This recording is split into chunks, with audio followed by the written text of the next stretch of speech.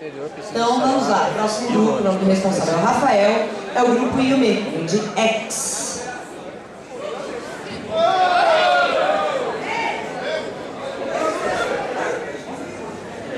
Eu não quero saber o que vai acontecer com a Terra, mas eu quero proteger um lugar onde Fuma e a Koturi possam viver felizes.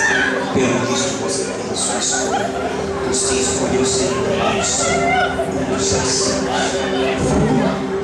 Caminho, se você escolheu o futuro como um dragão do céu, o meu destino se tornaria bem matéria. Eu sou o caminho. Eu sou aquele destino a se tornar a sua estrela gêmea.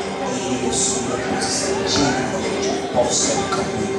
Você escolheu ser o dragão do céu. Logo eu serei o dragão da terra. Irei matar todos os dragões do céu, os assassinos, onde cada vez, varrendo cada um sua felicidade, nesta cabeça, neste caminho. Fuma, pare com isso. O que você está fazendo?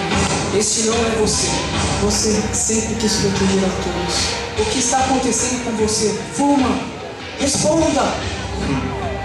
Idiota, veja, a espada de morte que nasceu para ser o caminho está reagindo à minha energia. Eu sou o caminho. Eu gosto muito da sua voz.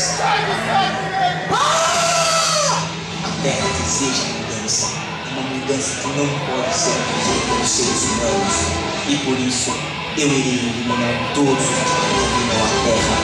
Fuma! Não faça isso! Fuma!